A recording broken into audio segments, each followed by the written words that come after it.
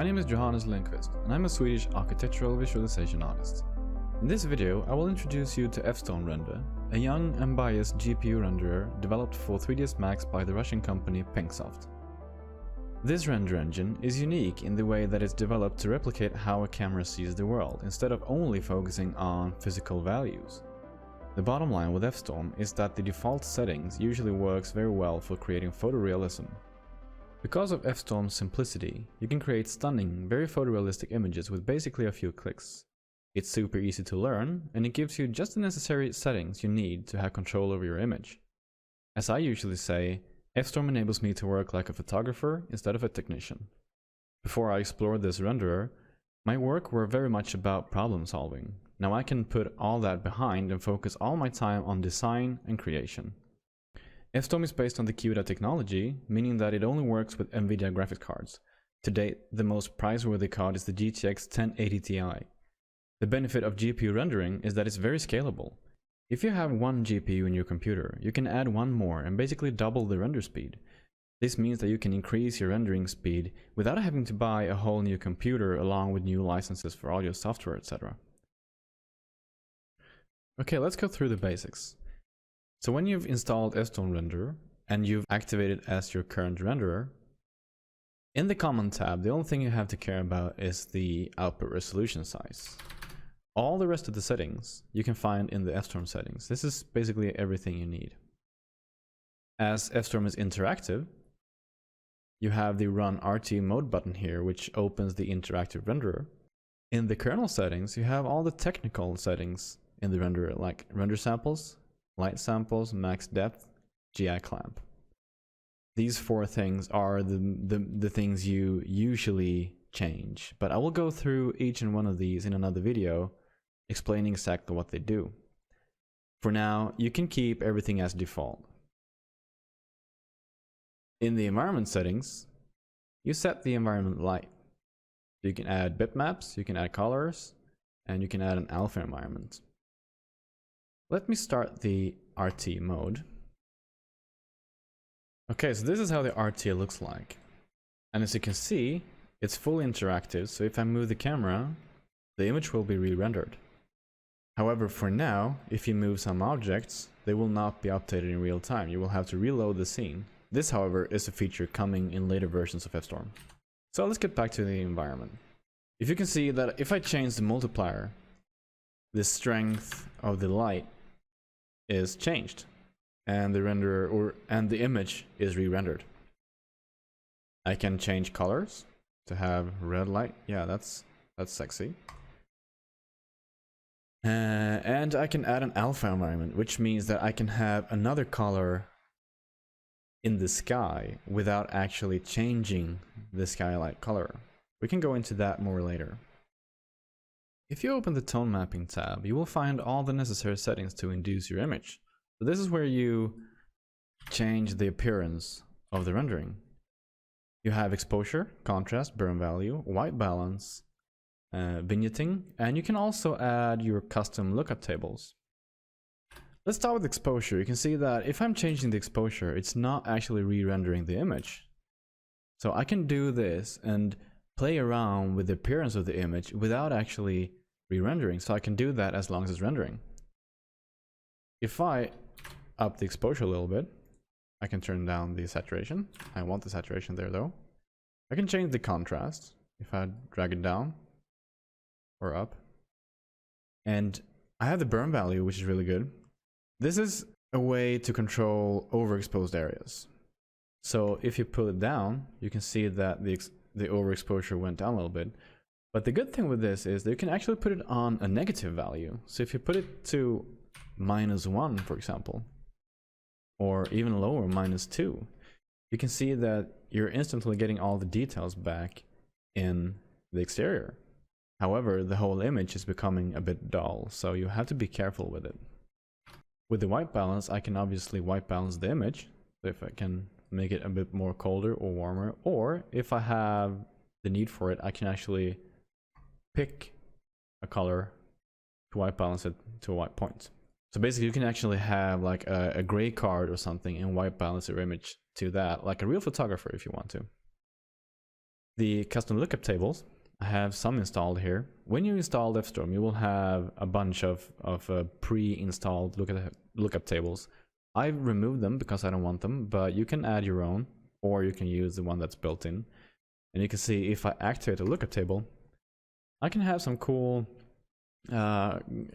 color grading effects here.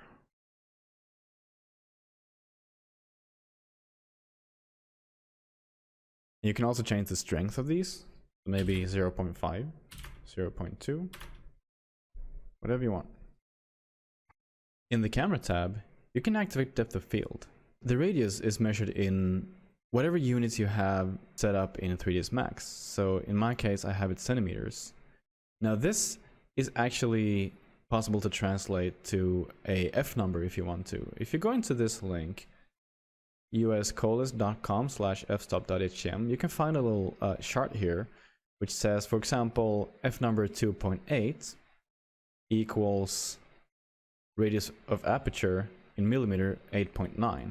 Now 8.9 millimeters equals 0.89 centimeters. So now I have it set up to F number 2.8. Now the real nice thing with FStorm is that in the RT window, you have this button called Set Focus. With that, you can click wherever you want in the image and your focus will set there. Now I have the focus on the knob, and if I click over here, I will have the focus on the oven. Now, as we're speaking about the RT, you also have the region render setting here. If you activate that, you can add small regions, which tells FStorm only to render that region. This means that FStorm will focus all the GPU power to this small region. If you hold Shift, you can actually add more regions if you want to. So you can have all these in the meantime. If you hold Alt, you can remove, or just let go of all buttons, create a new box, and it will replace all the other ones. In the depth of field, you also have the blades. This will not be very visible now, but if you have a bokeh, that will definitely make a difference. And the bokeh is always activated in FStorm and gives you a really nice effect. I think that you can get a little bit effect of it here. If you open the glare tab, you will obviously find the settings for the glare. I've created a really strong light here so I can demonstrate the settings.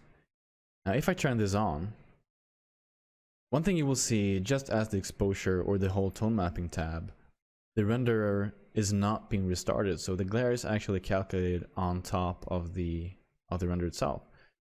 So I can change the power, like this. Takes a second to update, like that. I can change the blur, have it sharper or blurrier, like that. The size, you can see, yeah, there's here the size goes, like that. I can change the number of rays, of course. And the contrast, because the glare is made up of two parts. It's the glare and it's the glow. The glare is the star you can see here. The glow is kind of like the white, foggy effect around bright areas. The contrast changes the balance between the glare and the glow. So if I take this, if I put this to 0, I will get more glow and less glare. You can see that the star itself is gone, but you will have a nice circular glow instead. If I put it to 1, I will have less glow, but the star is more apparent. If I put it to 0.5, I will get 50% of both. The render log is really good to see if you have any errors. For example, if you have any rendering issues that you cannot actually get your image to render, you will most likely have an error message here in the render log. This log can tell you what the problem is. In most cases, the problem is that you're out of GPU memory. in the RT render, you can see how much memory you have up here. So this scene uses 1.42 gigabytes out of 10.2 available gigabytes. And if you run out of memory, you will have an error in the render log. Now, if you have an error that you do not understand, you can always copy and paste that to the support of FStorm. For example, in the FStorm Facebook group, or in the FStorm forum, or in a mail to the FStorm developer themselves. The GPU manager. Here you can see all your GPUs. So this is all the GPUs that you have installed in your computer, and you can set these to render or not render. You can also set them to low priority, which means that they will render, but a little bit slower. In my case, where I have several GPUs, I've turned one of them off, and this that is turned off is the one that is used by Windows, because Windows takes a little bit of memory for itself. So if I activate it, you can see, if you look at it up here in the memory, I have 10.2 available gigabytes. If I activate this card as well, that goes down to 6.69, and that's because this card is also running my monitors and Windows uses some GPU memory. And I have Photoshop running, which also uses a bit of memory. Now, one thing you should know is that you will always have as much memory as your lowest GPU. So if you have a countless numbers of GPUs with 12 gigabytes of memory, if you are having one card activated that has 2 gigabytes of memory, you will only have 2 gigabytes of memory. So you will never get more than the least amount of memory you have in one card.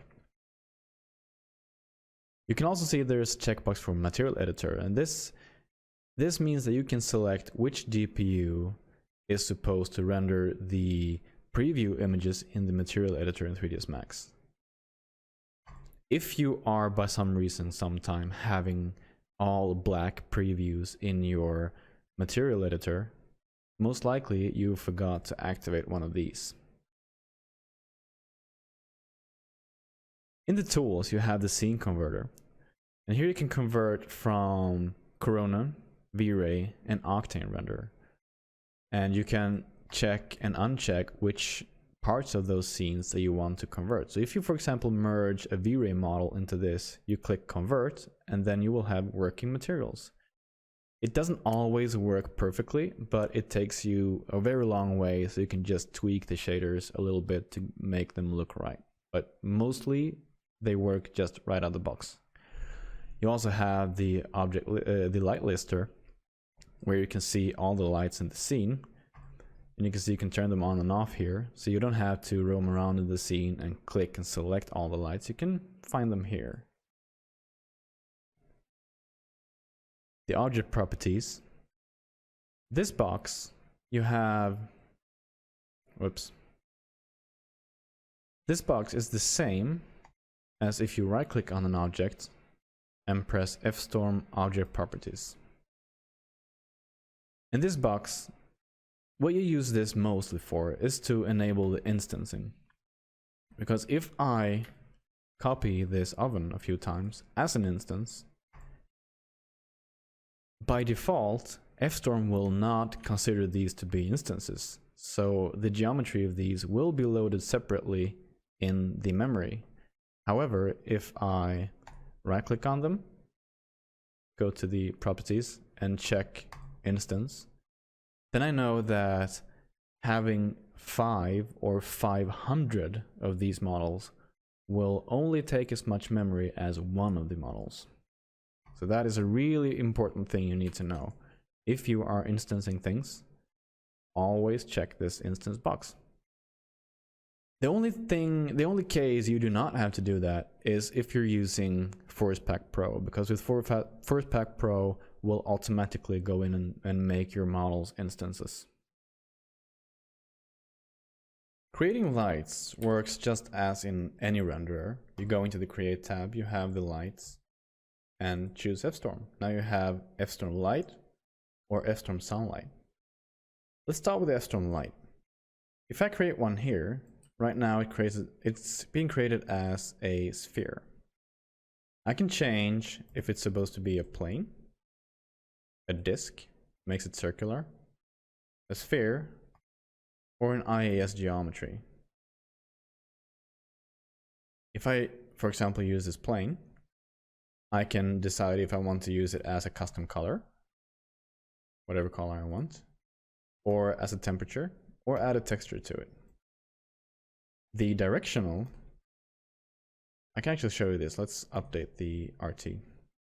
So if I go in here and just turn off the environment light for now. So if I change the temperature to maybe 6000, I'll get a colder light. Like this. This is nice. Looks cool. And I have the nice glare here as well. Really good. So if I have the directional unchecked, this will emit light in all directions. So it's like the light is totally flat. If I add a directional, it will act more like a light that has a cone around it, or if the light is actually further into this object, for example, like in a softbox. And you can also see that when having the directional on, you can see that I have some help markers to see how the directional is calculated. Now we have it in 90 degrees. If I put this to 180 degrees, I will get the same effect as not having it on at all. If I put it to like 10 degrees, it will be casting light more or less only straight down. So you can see that if I change this, the lines also change. This is really nice. If I add an FStorm sunlight, let's do that. Now this does not matter where you place this in the scene. However, if you add it like this, you will have to update the scene like with the update button. But when it is added, when you have updated it, you can actually change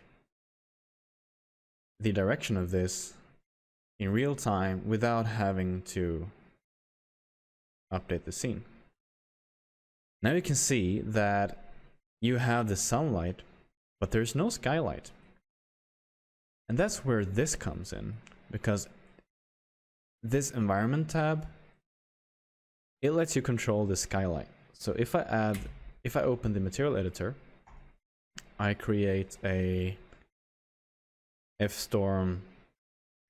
maps FStorm sky. I can put this into this dialog here, instance, put multiplier as 1, and now you can see I have the skylight. If I increase the power, now you should know that this skylight and this sunlight is automatically linked together. You can see there's no options to do in the skylight here, so they're automatically linked. So if I increase the value here, you can see I get more light, stronger sun. And I think that I can actually also add a multiplier. Yes, so I can actually increase the strength of the skylight separately if I want to. I can change the sky color. And I can change the hour and the month of this, but I have to add a latitude to have those correctly calculated. The size determines the size of the sun, which basically means that you can add the effect of having clouds in front of the sun. You can see now if you're making it bigger, the sun is getting more spread out, just like it would shine through clouds. The turbidity and the density affects how it's kind of like the ozone layer of the atmosphere or something like that. So you notice that when you change these, the light and behavior of the light is changed. This is a really good way to be able to, you know, set your lighting exactly how you want it to.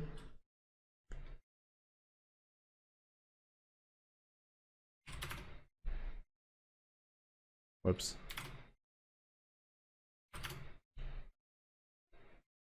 Like this. Another way to set lighting is to use an HDRI. So to load an HDRI, you will have to load a FStorm bitmap. And now while we're talking about the materials, you should know that only the FStorm maps works with FStorm. You cannot go into standard maps and use these. The only standard that actually works is if you go into materials, standard, multi-sub object. This works, but no one else. So if you want to load an HDRI, let me just find an HDRI. Okay, so let's click here. And I have some of my HDRIs here. These are from CG Source. And I've actually modified them. Or no, my friend Daniel has modified them actually to get the some ground and trees and stuff in them. So let's remove the sky from here and make sure that we do not have any lighting in the scene. Okay, we do, but that's just this ordinary lighting here. We can put this black. So now to add this one to the skylight, just do as you did with the FStorm Sky. Just put the map in here. And you have it there. One thing you should know though is that always when you're loading bitmaps in FStorm, you should have them as Gamma 1.0, except HDRIs. They should be Gamma 2.2. Also, the mapping has to be changed to spherical mapping, or to spherical environment. Otherwise, it will be mapped incorrectly. So now you have that. We can rotate this by using this offset. And a value of 1 means 100%. So that means 1 turn. So if you put 0 or 1, you will have the same result. If you put 0.5, then the sun will come from the opposite direction. So 0.25 means 90 degrees. 0.5 means 180 degrees. Okay, now one very important thing you have to know is that when you are having an HDRI with direct sunlight, you have to tick this checkbox here called direct lighting. You have to enable that. Otherwise, you will not have any sun. So let's try to orient the sun here so we get the sun inside the room.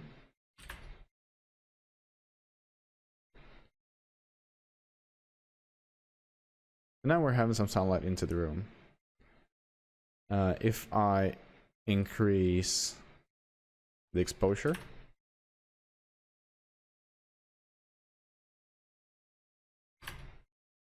and let me just set a white balance as well.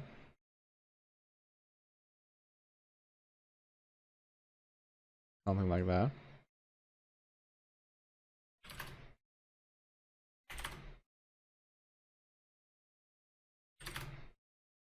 Just tone mapping it a little bit. So now this looks nice. So if you are having this unchecked, you will have the skylight, but not the direct sunlight. Now, if you are doing an image where you know that you are not having direct light coming through the windows, for example, if I would have the sun coming from the opposite direction, you will see that enabling direct lighting will not affect the image very much. It does a little bit, but not very much. But however, having it enabled means that you will have longer render times. So in some cases, it's actually better to have it off. But if you know you will have sunlight in your image from the HDRI, make sure to have it on.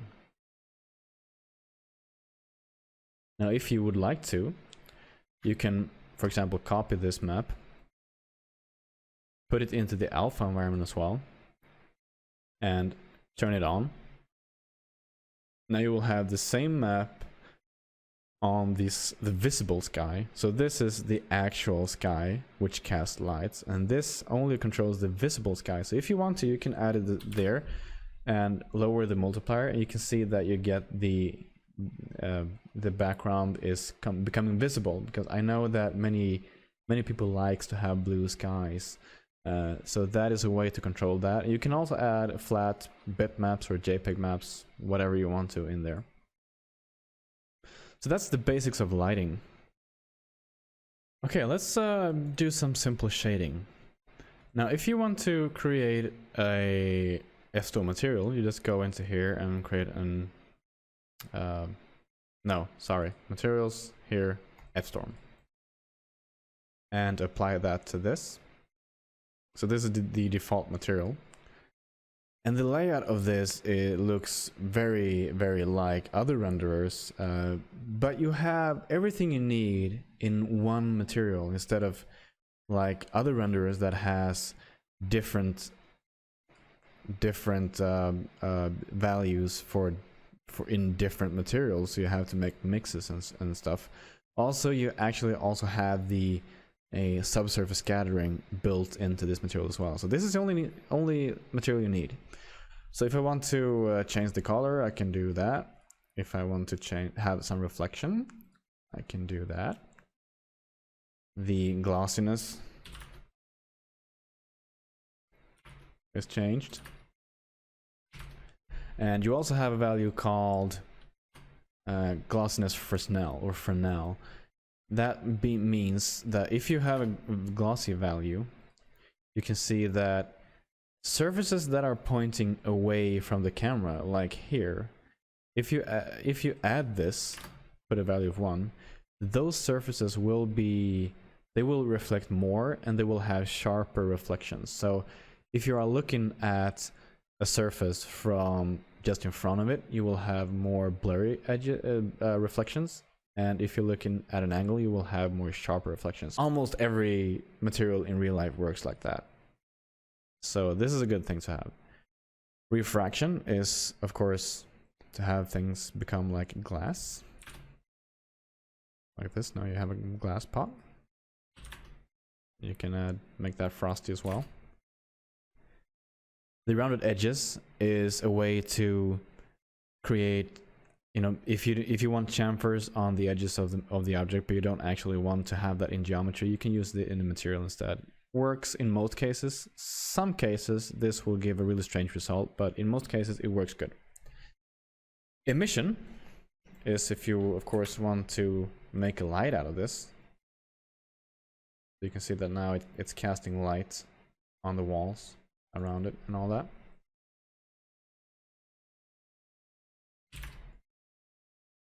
And if you're making like candles, or you have like one planes with only one surface, if you want them to be visible on both sides, make sure to check the back side. Also, sometimes you have to check this double-sided. This makes the whole material double-sided, so you can see it from the back side of polygons.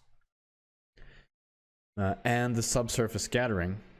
If you're having a refraction and reflection doesn't matter, but if you have a reflection of one and a white color, like glass, if you add, for example, if you add an absorption, you can have it absorb different colors. Like for this, in this case, red, so we can make it look like, I don't know, wine or something, or vinegar or whatever.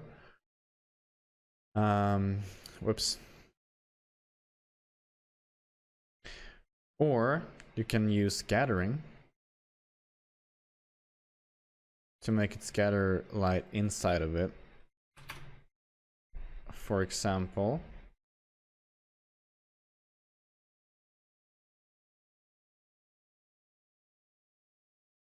I don't know.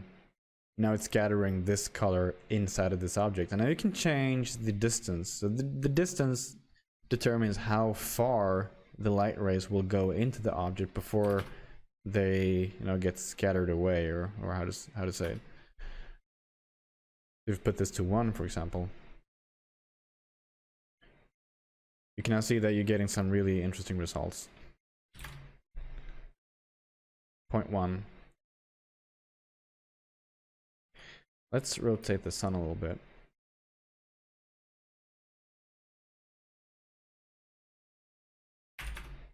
So we don't have the direct sun onto it. I like that. Let's do it like that.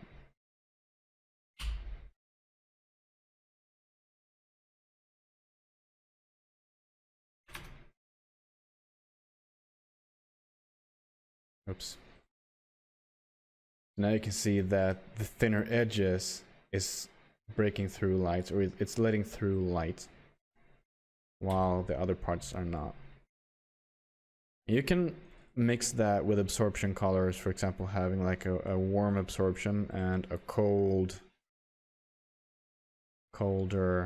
scattering color. And you can have this to look like milk, for example, if you find the right balance. This can be really tricky to find the right balances of things sometimes. But you can see what's happening here.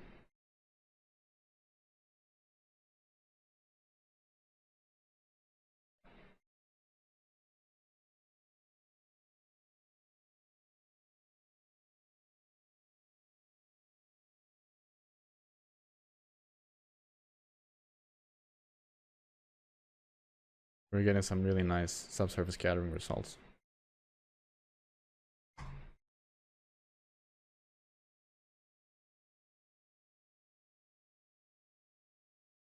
Let's turn that off again. To have just an ordinary material. And the reflection off. And you have, if you want to have like surface noise, FStorm has its own noise material, which is really nice to have these cool effects. And you have the possibility to add like different levels of detail in this noise by using the iterations and the attenuation settings. You can play around with that, but so I won't go very deep into that now. So that is the basics of FStorm, and basically that is all you need to know to be able to use this renderer. The materials are really easy to do, the lighting is really easy to do, and the settings here are really easy to do, so you don't have to actually do much at all. So I will conclude this video, and thank you so much for watching. The next video will be, I will be focusing more on these settings, what they're actually doing and how you can use them to optimize your scene. And also I will be releasing some material creation videos and so on in the upcoming videos. So thank you so much for watching, and please, if you please join the FStorm community on Facebook. Just search for FStorm Render, and of course share the word. Okay, have a good day.